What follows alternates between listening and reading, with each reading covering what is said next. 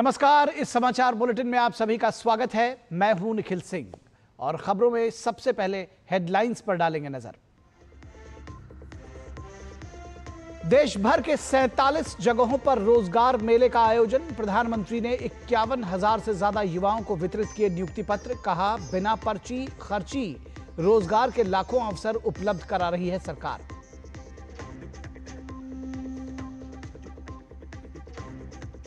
केंद्रीय गृह मंत्री अमित शाह ने तिरुवनंतपुरम में भाजपा की केरल इकाई के नवनिर्मित मुख्यालय का किया उद्घाटन। विकसित केरलम सम्मेलन को संबोधित करते हुए कहा, विकसित केरल से होकर जाता है विकसित भारत का मार्ग।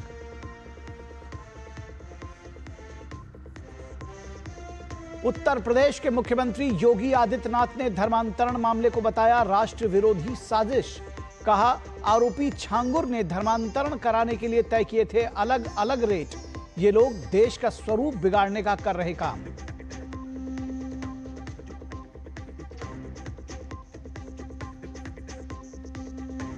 नक्सल मुक्त अभियान को एक और सफलता। छत्तीसगढ़ के सुकमा में 23 इनामी नक्सलियों ने एक साथ किया आत्मसमर्पण। बस्तर में शांति बहाली की दिशा में बड़ी पहल।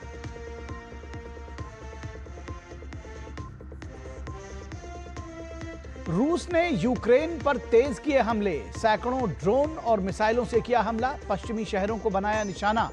2 की मौत, 14 घायल।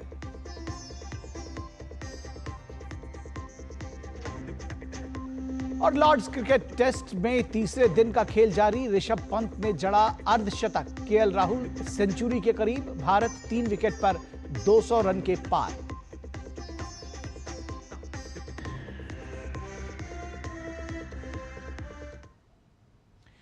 खबरों के सफर की शुरुआत करते हैं। प्रधानमंत्री नरेंद्र मोदी ने आज 16वें रोजगार मेले के तहत हजारों नियुक्ति पत्र जारी किए। पीएम ने वर्चुअल माध्यम से 51,000 से अधिक नियुक्ति पत्र वितरित किए। रोजगार मेले में देश भर के 47 स्थलों से नवनियुक्त युवा जुड़े। ये नियुक्तियां केंद्र सरकार के विभिन्न मंत्रालयों और विभागों में की गई हैं। इनमें 40,000 से अधिक नियुक्तियां भारतीय रेलवे में हुई हैं। रोजगार मेले की यह पहल रोजगार सृजन को सर्वोच्च प्राथमिकता देने की प्रधानमंत्री की प्रतिबद्धता को दर्शाती है।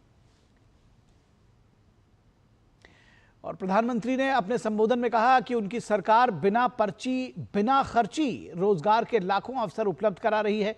पीएम ने कहा कि बीते कुछ वर्षों में केंद्र सरकार में पक्की नौकरी पाने वाले लाखों युवाओं का एकमात्र लक्ष्य राष्ट्र सेवा होना चाहिए। पीएम ने इसके लिए नागरिक प्रथम का सूत्र अपनाने को भी कहा। आज दुनिया मान रही है कि भारत के पास 2 असीमित शक्तियां हैं।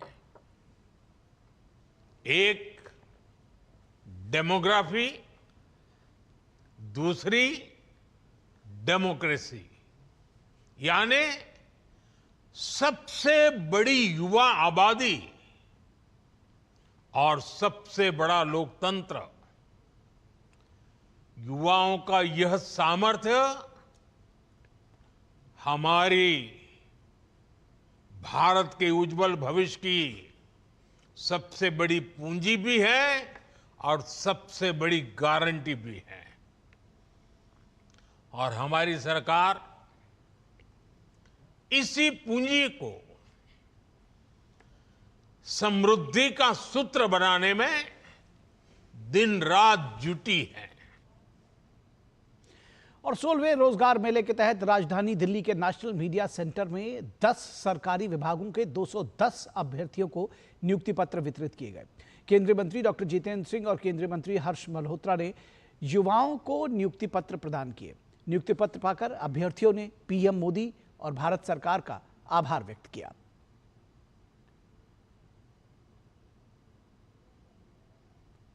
पिछले 15 साल से बास्केटबॉल खेल रही हूँ, इसीलिए मैं अपने माता पिता, अपने शिक्षक और अपने पति का धन्यवाद करती हूँ कि उन्होंने मुझे सपोर्ट किया और मुझे इस काबिल बनाया कि आज मैं यहाँ खड़ी हूँ।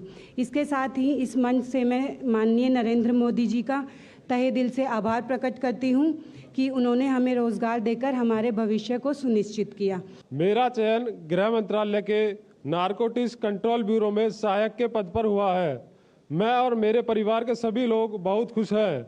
मैं माननीय प्रधानमंत्री श्री नरेंद्र मोदी जी का दिल से धन्यवाद करता हूं, जिन्होंने देश के युवाओं को रोजगार के नए अवसर प्रदान करने के लिए रोजगार मेले का आयोजन कराया है। मेरा चयन वित्त विभाग में पंजाब नेशनल बैंक में CSA के रूप में हुआ है। मैं माननीय प्रधानमंत्री श्री नरेंद्र मोदी जी का और भारत सरकार का रोजगार मेला के अवसर पर हमको नियुक्ति पत्र देने के लिए और देश के लाखों युवाओं को रोजगार के अवसर प्रदान करने के लिए विशेष आभार प्रकट करता हूं। I have been selected as executive trainee in National Thermal Power Corporation, commonly known as NTPC. First of all, which comes under Ministry of Power. First of all, I would like to express my heartfelt gratitude to our Honorable Prime Minister, Shri Narendra Modi ji, for giving me such a wonderful opportunity. Next, I would like to thank my parents who have been a constant support system to me throughout my journey. और वाराणसी में भी 16वें रोजगार मेले के तहत अभ्यर्थियों को नियुक्ति पत्र वितरित किए गए। वाराणसी के बनारस रेल कारखाना के हॉल में रोजगार मेले का आयोजन किया गया। इस दौरान केंद्रीय मंत्री अनुप्रिया पटेल ने चयनित अभ्यर्थियों को प्रमाण पत्र दिए।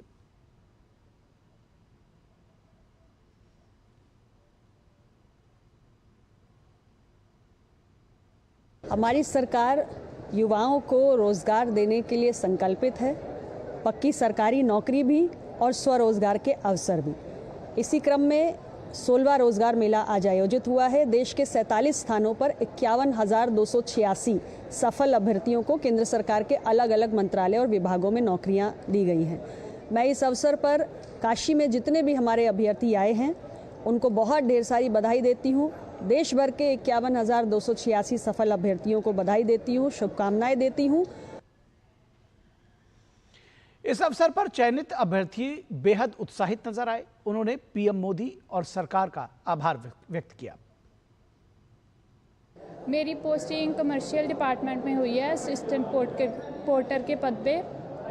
इसके लिए मुझे बहुत खुशी है। मैं इसलिए भारत सरकार का बहुत बहुत धन्यवाद करती हूँ। असिस्टेंट कोर्स की पोस्टिंग हुई है हमारी भी, और मुझे भी बहुत खुशी हो रही है। मैं बहुत बहुत धन्यवाद करना चाहती हूँ। मेरी नियुक्ति कमर्शियल डिपार्टमेंट में हुई है और मैं भारत सरकार का बहुत बहुत धन्यवाद करती हूँ। केंद्रीय गृह मंत्री अमित शाह विकसित केरलम सम्मेलन में शामिल हुए। कार्यक्रम को संबोधित करते हुए केंद्रीय गृह मंत्री ने कहा कि भाजपा ने कार्यकर्ता सम्मेलन को अन्य राजनीतिक दलों के सार्वजनिक सम्मेलनों जितना ही बड़ा बना दिया है और ये केरल में भाजपा के भविष्य का प्रतीक है। उन्होंने आगे कहा कि विकसित भारत का मार्ग विकसित केरल से होकर जाता है। शक्तिशाली दक्षिण राज्यों के विकास के बिना एक विकसित भारत संभव नहीं है। भारतीय जनता पार्टी के लिए कार्यालय ये हमारे लिए मंदिर की स्थान जितना पवित्र स्थान है। श्री नरेंद्र मोदी जी ने विकसित भारत की संकल्पना देश के 140 करोड़ लोगों के सामने रखी है। विकसित भारत का रास्ता विकसित केरलम से होकर ही जाता है। दक्षिण के शक्तिशाली राज्यों के विकास के बगैर विकसित भारत संभव ही नहीं। और केंद्रीय गृह मंत्री अमित शाह ने विपक्षी पार्टियों पर जमकर निशाना साधा। उन्होंने कहा कि एलडीएफ और यूडीएफ सरकारों ने बारी बारी से शासन किया लेकिन केरल के विकास के लिए कोई काम नहीं किया। केंद्रीय गृह मंत्री ने आने वाले चुनावों में केरल की जनता से बीजेपी का समर्थन देने का आग्रह किया। इसके साथ ही उन्होंने कहा कि जिस तरह से तमिलनाडु, ओडिशा और असम में भाजपा की सरकार बनी है वैसे ही केरल में 2026 के चुनाव में भाजपा की सरकार बनने जा रही है। अभी अभी कम्युनिस्ट नेता कांग्रेस में कह रहे थे कि भाजपा उत्तर भारत की पार्टी, उनको मालूम नहीं है असम में हमारी सरकार है, त्रिपुरा में लेफ्ट को हटाकर हमने सरकार बनाई है, ओडिशा में हमने सरकार बनाई है, तेलंगाना में हम सबसे बड़ी पार्टी बने हैं लोकसभा के चुनाव में और तमिलनाडु में सरकार बनाने जा रहे हैं। आने वाले लोकल बॉडीज के चुनाव में एनडीए 21,000 स्थानों पर लड़ेगी और 25% वोट के साथ हर बूथ में अपनी प्रेजेंस दर्ज कराएगी। इससे पहले केंद्रीय गृह मंत्री अमित शाह ने तिरुवनंतपुरम में भाजपा की केरल इकाई के नवनिर्मित मुख्यालय का उद्घाटन किया। अमित शाह ने कार्यालय भवन के सामने एक पौधा भी लगाया और नए कार्यालय के केंद्रीय कक्ष में भाजपा के पूर्व प्रदेश अध्यक्ष स्वर्गीय के.सी. मरार की प्रतिमा का अनावरण किया। यह अत्याधुनिक कार्यालय 7 मंजिला और 60,000 वर्ग फुट में फैला हुआ है।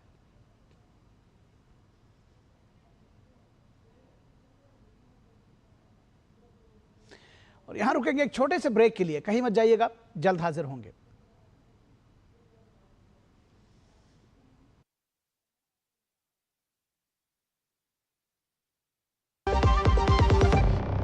यशस्वी प्रधानमंत्री नरेंद्र मोदी जी के संकल्प सबका साथ सबका विकास को माननीय मुख्यमंत्री योगी आदित्यनाथ जी ने सामाजिक एकता एवं समरसता के उच्चतम मानदंडों के साथ बनाया है यूपी सरकार का मूल मंत्र। परिणाम स्वरूप 2017 के बाद उत्तर प्रदेश में सभी को मिले बिना किसी भेदभाव के रोजगार के समान अवसर एवं योजनाओं के लाभ।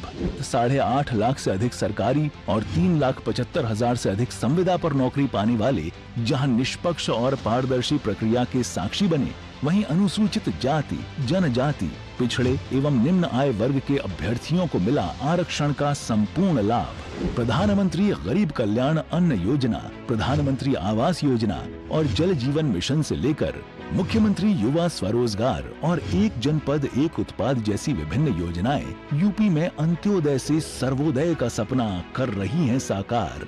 काम दमदार, डबल इंजन सरकार। जो लक्ष्य चुना था समझ आने लगा है। GLA यूनिवर्सिटी, उच्च लक्ष्य की निश्चित प्राप्ति। ब्रेक के बाद एक बार फिर आप सभी का स्वागत है। और तमिलनाडु के शिवगंगा जिले में पुलिस कस्टडी के दौरान हुई मौत के मामले में सीबीआई ने जांच शुरू कर दी है। शनिवार को सीबीआई ने इस मामले में आरोपी पुलिसकर्मियों के खिलाफ एफआईआर दर्ज की।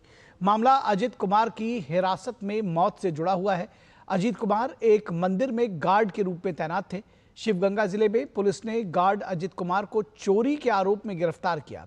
अजित पर मंदिर के पास एक खड़ी कार में चोरी का आरोप लगाया गया। इस केस में एक मौखिक शिकायत की जांच पर अजित कुमार को पुलिस ने हिरासत में ले लिया। इस बीच 29 जून को अजित कुमार की मौत हो गई। आरोप है कि पुलिस टीम ने हिरासत के दौरान अजित कुमार को इतना टॉर्चर किया था कि उससे उसकी मौत हो गई। अजित कुमार की मौत पर खूब हंगामा हुआ, जिसके बाद राज्य सरकार ने सीबीआई जांच की सिफारिश की थी। इस मामले में 6 पुलिसकर्मी गिरफ्तार हुए गए हैं। फिलहाल सीबीआई ने धारा 103 के तहत मामला दर्ज कर लिया है और जांच अपने हाथ में ले ली है। यह कदम मद्रास हाईकोर्ट की मदुरई बेंच के निर्देश के बाद आया है, जिसमें सीबीआई को जांच संभालने और 20 अगस्त तक अपनी अंतिम रिपोर्ट सौंपने का आदेश दिया गया है।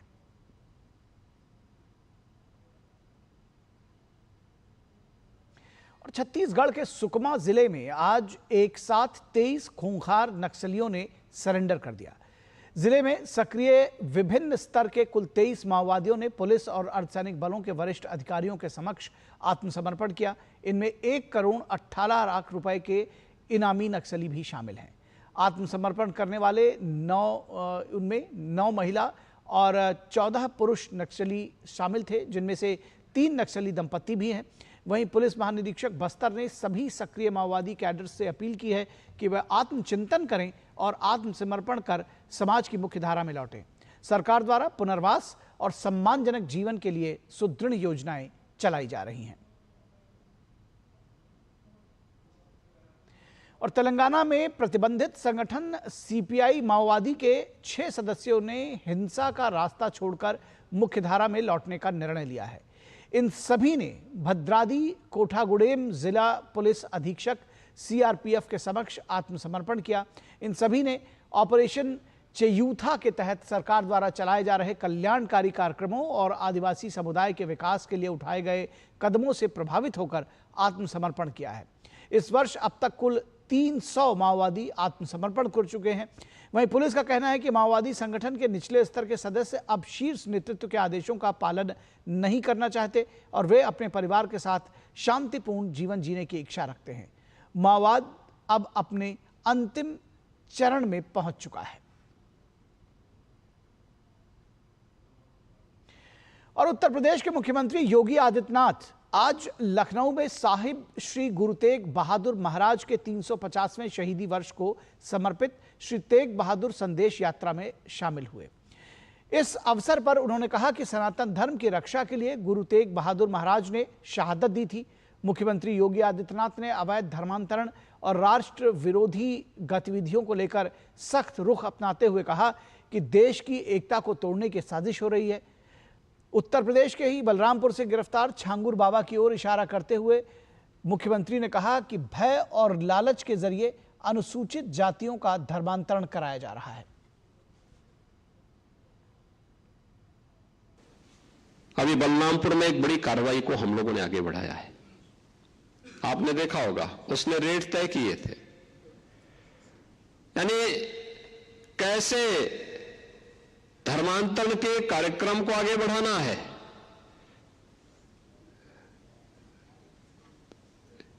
हिंदुओं में, ब्राह्मण में, क्षत्रिय में, सिखों में,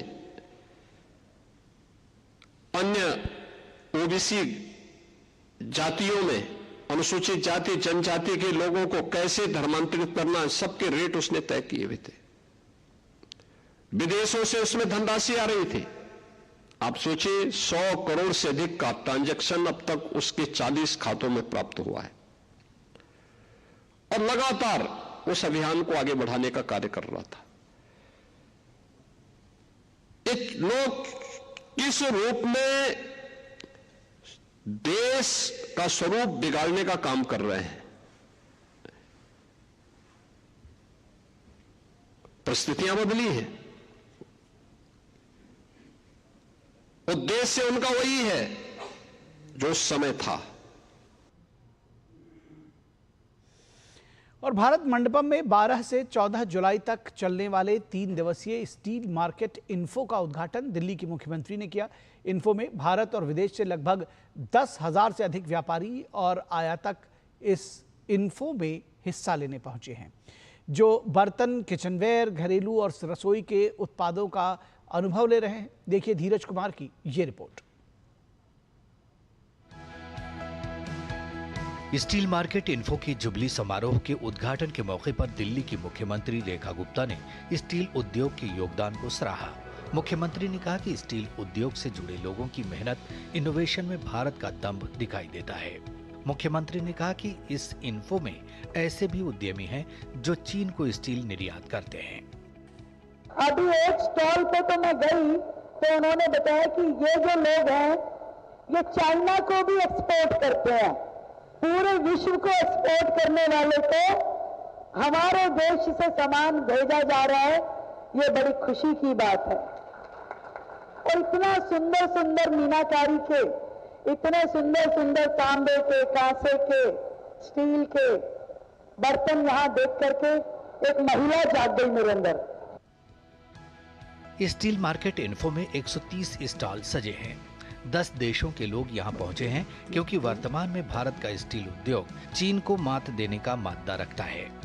बात भारत की हो तो देश में 6,000 से अधिक बड़े और छोटे निर्माता इस उद्योग से जुड़े हैं और तकरीबन 2 लाख से अधिक व्यापारी इस उद्योग को आगे बढ़ाने में जुटे हैं। जो हाउसवेयर का मार्केट है, एक्चुअल में चाइना जो कम्पिटिटिव प्राइस में चाइना जो प्रोडक्ट दे पा रहा था वो हम लोग इंडिया में नहीं दे पा रहे थे। लेकिन अभी जो वर्तमान में जो चाइना का प्रोडक्ट है उनको यूज एंड थ्रो लोग बोलने लगे, उनमें क्वालिटी नहीं है, इसीलिए वो लोग अभी यूज एंड थ्रो होकर उनका मार्केट कम हो गया। और कोरोना काल के बाद में हर पूरे वर्ल्ड की जो नज़र है वो इंडिया के मार्केट की तरफ है। स्टॉल लगाने आए वीआईपी कटलरी के निखिल रस्तोगी मानते हैं कि भारत का स्टील उद्योग प्रगति के पथ पर है। BIS जुड़ जाने के बाद इस ग्रोथ को और अधिक रफ्तार मिली है। प्रोग्रेसिव है काफ़ी, BIS आ गया इसके अंतर्गत, तो उसने अपने नॉर्म्स फाइनल करें कि ग्रिड ये लगेगा स्टील के अंदर, इससे नीचे ग्रिड नहीं बनेगा। तो सबके लिए गुड है, हेल्थ के लिए भी और हर चीज़ के लिए भी, तो अच्छा ग्रोथ होगा इसका। एग्जीबिशन बहुत अच्छी है, silver jubilee steel market info का है। चौधरी साहब ने बहुत मेहनत करी है स्टील व्यापारी को सब एक मंच पे लाने की, और बहुत अच्छा कर रहे हैं स्टील के लिए। भारत के स्टील उद्योग के ग्रोथ की धूम पूरी दुनिया में है। 2030-31 तक 300 मिलियन टन की उत्पादन क्षमता हासिल करने के लक्ष्य के साथ भारत आगे बढ़ रहा है। स्टील मार्केट इन्फो इस लक्ष्य को हासिल करने और दुनिया में भारत के बाजार को फैलाने में मददगार साबित होगी। धीरज कुमार की report, DD news.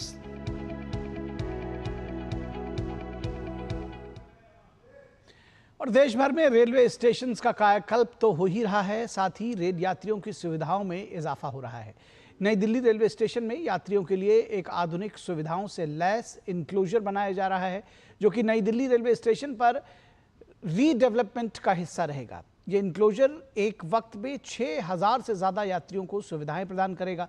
Delhi division के डीआरएम पुष्पेश त्रिपाठी से विशेष बातचीत की हमारे संवाददाता देवेंद्र रावत ने।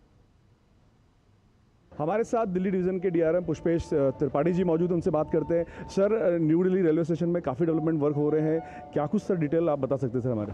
यात्री सुविधाओं का विकास करना, जो सुविधाएं ज़्यादा से ज़्यादा देना, ये रेलवे की पिछले कई सालों से पॉलिसी रही है, जिसमें हम लोग सारे स्टेशन का डेवलपमेंट कर रहे हैं, काफ़ी सारे स्टेशन का कर रहे हैं।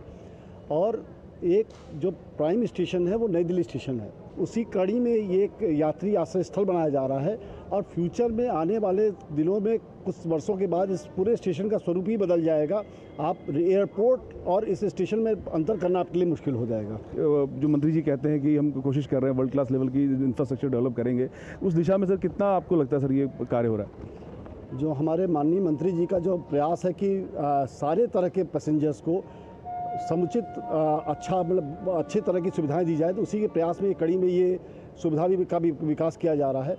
इसमें डबल हाइट की शेड्स बनाए जा रहे हैं। अभी तक जो यात्री हमारे आते थे, जो अनरिजर्व पैसेंजर्स थे, गर्मी में शेड के नीचे, शेड भी नहीं कहते थे क्योंकि मेक शिफ्ट रहता था, अचानक वो भीड़ सीजनल बढ़ती थी तो टेंट के नीचे खड़े रहते थे, जब तो वो बरसात आने पे भीग भी जाता था और काफ़ी असुविधा का सामना करना पड़ता था। ये डबल हाइट का शेड बन रहा है, जहाँ पे नेचुरल वेंटिलेशन और फोर्स वेंटिलेशन दोनों का मिक्सचर रहेगा, और काफ़ी बड़ा एरिया बन रहा है। तकरीबन 6000 यात्री इसमें आराम से बैठ जाएंगे। सबके यहाँ पे सुविधाएं जो दी जा रही हैं, पानी की अच्छी सुविधा दी जाएगी, ठंडे पानी की सुविधा रहेगी, टॉयलेट्स दिए जाएंगे, और सीनियर सिटीजन्स के लिए बैठने के लिए कुर्सियाँ भी प्रदान की जा रही हैं, तो जिसके कारण से सुविधाएँ जो हैं वर्ल्ड क्लास ही रहेंगी यहाँ पे। तो ये थे पुष्पेश त्रिपाठी, जिनका साफ कहना कि हर वर्ग और हर स्तर पर जो है सुविधाओं का जो है एक अलग ही एक्सपीरियंस जो है यात्रीगणों को नई दिल्ली रेलवे स्टेशन में देखने को मिलेगा। दिल्ली से राजेंद्र भंडारी के साथ देवेंद्र रावत, डीडी न्यूज, दिल्ली। और लंदन के ऐतिहासिक ऑल इंग्लैंड टेनिस क्लब पर खेले जाने वाले सबसे पुराने ग्रैंड स्लैम विंबलडन को आज नई महिला चैंपियन मिलेगी। आज होने वाला फाइनल मुकाबला पोलैंड की ईगा श्वांतेक और अमेरिका की अमांडा इमिसिनोवा के बीच खेला जाएगा। ये दोनों ही खिलाड़ी पहली बार विंबलडन के फाइनल में पहुंची हैं। लंदन के ऐतिहासिक ऑल इंग्लैंड टेनिस क्लब पर खेले जाने वाले सबसे पुराने ग्रैंड स्लैम विंबलडन को आज नई महिला एकल चैंपियन मिलेगी। विंबलडन के महिला एकल के खिताबी मुकाबले में पोलैंड की ईगा श्वांतेक और अमेरिका की अमांडा इमिसिनोवा आमने सामने होंगी। ये दोनों ही खिलाड़ी पहली बार विंबलडन के फाइनल में पहुंची हैं। अमेरिका की 23 साल की अमांडा एनिसिमोवा ने विंबलडन के सेमीफाइनल में बड़ा उलटफेर करते हुए दुनिया की नंबर 1 बेलारूस की एरिना साबालेंका को 2 घंटे 36 मिनट तक चले मुकाबले में 6-4, 4-6, 6-4 से हराकर पहली बार किसी ग्रैंड स्लैम के फाइनल में प्रवेश किया है। एनिसिमोवा की नजर अब अपने पहले ग्रैंड स्लैम पर टिकी है। इससे पहले वो किसी भी ग्रैंड स्लैम के सेमीफाइनल से आगे नहीं बढ़ पाई थी। वहीं दूसरे सेमीफाइनल में दुनिया की चौथे नंबर की खिलाड़ी ईगा श्वांतेक ने बेलिंडा बेंसिच को हराकर पहली बार विंबलडन के फाइनल में जगह बनाई है। उन्होंने बेंसिच को सीधे सेटों में 6-2, 6-0 से हराया। 5 ग्रैंड स्लैम जीतने वाली श्वांतेक की नजर अब विंबलडन की ट्रॉफी पर टिकी है, यानी इस बार विंबलडन को नया चैंपियन मिलना तय है। ऐसे में देखना दिलचस्प होगा कि बेलिंडा बेंसिच अपने करियर का पहला ग्रैंड स्लैम जीतने में सफल होती हैं या ईगा श्वांतेक अपने 6वें ग्रैंड स्लैम खिताब पर कब्जा जमाने में सफलता हासिल करती हैं। Sports desk, DD news. और वार्तावली डीडी न्यूज पर प्रसारित होने वाला एकमात्र साप्ताहिक संस्कृत कार्यक्रम है। ये एक ऐसा कार्यक्रम है जिसे बच्चे, युवा और बुजुर्ग सभी पसंद करते हैं। ये कार्यक्रम आज अपने 500 अंक पूरे कर रहा है। इस अवसर पर देखिए देश विदेश के गणमान्य लोगों के द्वारा भेजी गई शुभकामना संदेशों को। दूरदर्शन न्यूज पर संस्कृत भाषा में प्रसारित होने वाले साप्ताहिक कार्यक्रम वार्तावली के 500 एपिसोड होने पर डीडी न्यूज को, उसकी टीम को बधाई, शुभकामनाएं। वार्तावली कार्यक्रम ऐसे ही संस्कृत को जन जन तक पहुंचाते रहे ताकि हमारी प्राचीनतम और समृद्ध संस्कृत आम जीवन की मूल भाषा बन सके। मेरी सबको बहुत बहुत शुभकामनाएं, बधाई। संस्कृत वार्तावली 500 कार्यक्रमः इति महान आनंद विषय।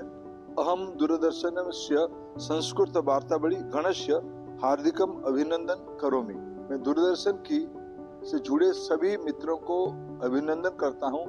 संस्कृत वार्तावली की इस सफल कार्यक्रम को 500 बार लोगों तक पहुंचाने के लिए तो मैं बधाई देता हूं आपको, और जो जितने लोग इसमें वार्ता और वार्तावली में सम्मिलित हैं सबको मेरी बड़ी बड़ी शुभकामनाएं। देववाणी संस्कृत की जितनी आप सेवा करेंगे उतना ही मुझे लगता है लाभ होगा। तो इस समाचार बुलेटिन में बस इतना ही। हमारी पूरी टीम को दीजिए इजाजत। नमस्कार।